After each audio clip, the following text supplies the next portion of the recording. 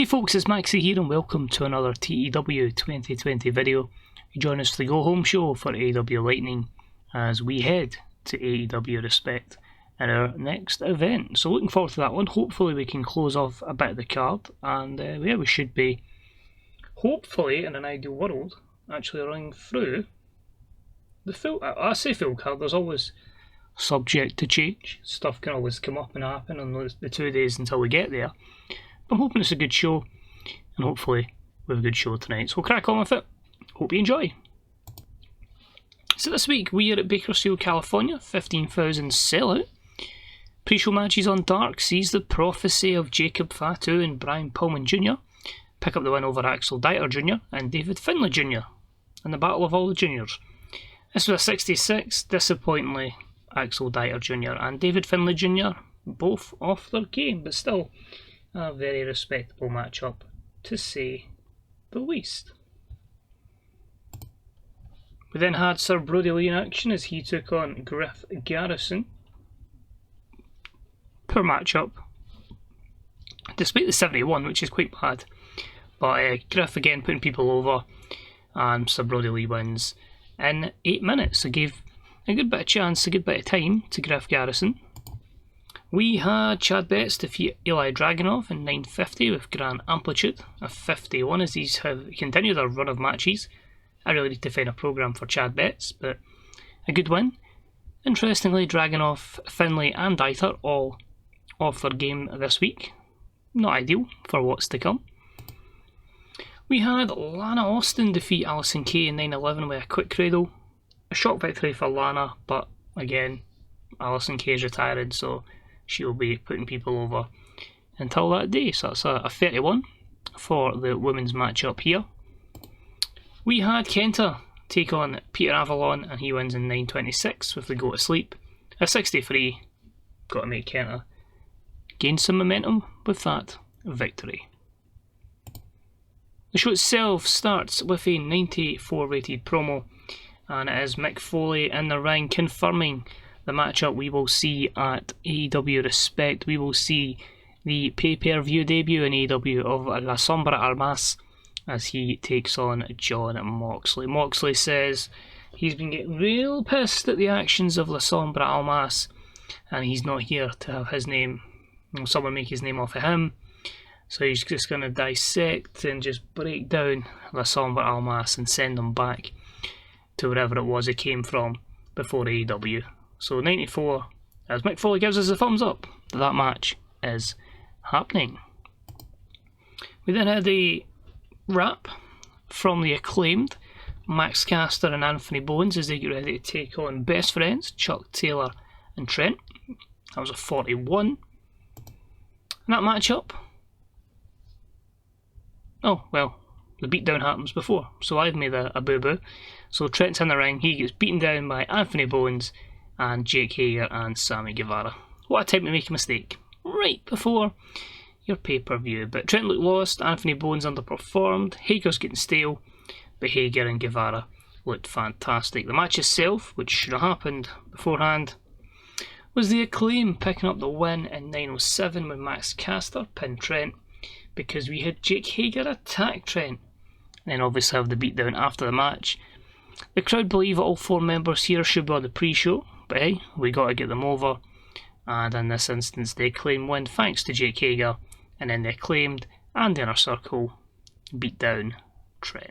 So Trent is written off television for a couple of days.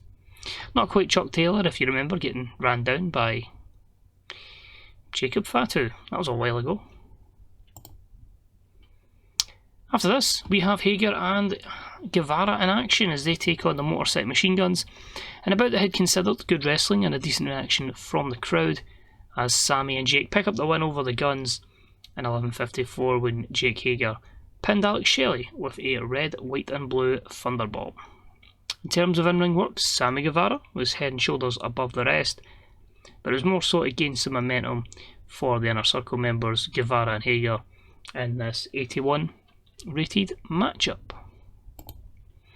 We then have it confirmed by our announcers Don Callis, CM Punk and Mauro Ranallo that we will see Orange Cassidy team up with Chucky T and they'll take on Sammy Guevara and Jake Hager at AEW Respect. So a 69 for that one, and that has all the makings of a fairly good matchup, I think. 69 for that. Santana and Ortiz are backstage with Mick Foley, and they're just saying, come on man, what's happening with these tag title shots that we should be getting our automatic rematch? We want the Lucha Bros. Mick Foley says there is a matchup planned for AEW Respect. The Lucha Bros versus the Young Bucks versus Santana and Ortiz. You two guys are in action tonight though, and if the team that you're facing beats you tonight, then they'll be added to make that a blockbuster fatal 4-way. Santana and Ortiz are pissed, but it gives us a very good matchup to add to our main event this evening. So that was a 79. So this isn't going to be our main event, but it should still be a stellar match that I'm looking forward to. We then had Thunder Rosa defeat Tay Conti in 6:48 with La Rosa. A 27. Again, the crowd not really feeling both competitors here, but we hope the exposure can help with our push of Thunder Rosa going forward. We then have another package backstage with David Finlay Jr., Eli Dragunov and Axel Dieter Jr. They talk about it was a terrible showing on Dark. None of them were really focused, but they can understand why they're nervous. He's going to be arriving soon in AEW.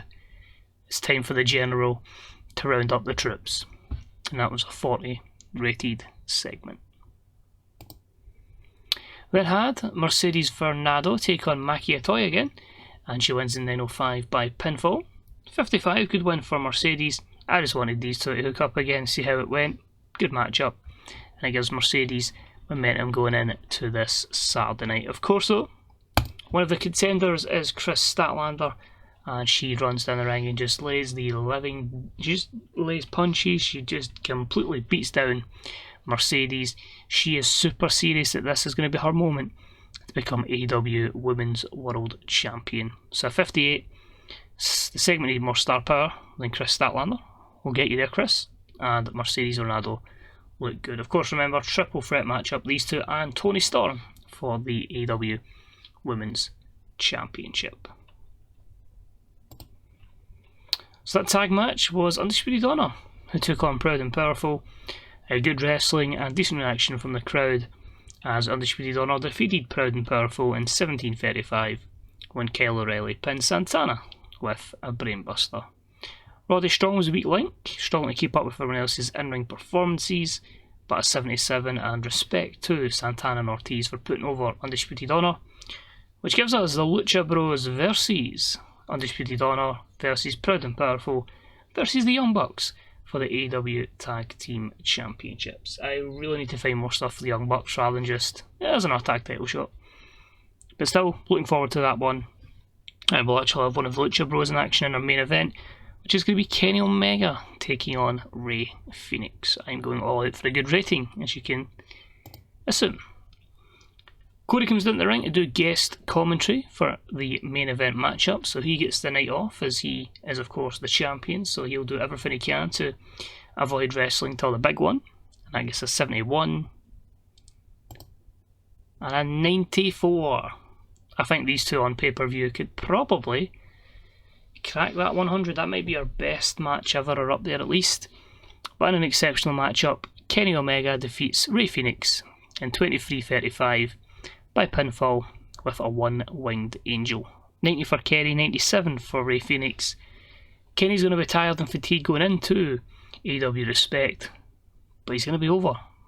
That's one thing we wanted to come from this. We end the show, Kenny Omega, Cody Rhodes, heated confrontation, the Nightmare family separating them, we've got all the road agents, we've got all the security, and Cody just stands above with the AEW World Championship in show. 91 increased their popularity in 56 regions, so good to use that because that allowed us to obviously gain a bit of pop in the US and Canada, which at the moment not too relevant, but when the time comes and we need the big attendance and we need the big gate receipts, that'll be worth it. But delighted with that, and that's going to set us up for the pay-per-view. So as I get my phone. I'll confirm the card. So we are going to have the AEW World Championship on the line. Cody Rhodes will take on Kenny Omega. Let's just quick look here. That's just Alex Shelley signing. Good man.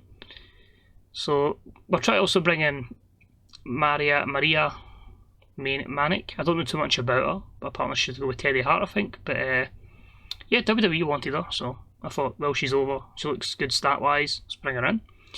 Just looking to extend the contracts of T-Hawk, List of the Legend, Killer Kelly, and of course those contract negotiations with Bayley. In fact, we'll just go through this first before we go ahead and run through the card. Bayley will offer another contract too, that's fine.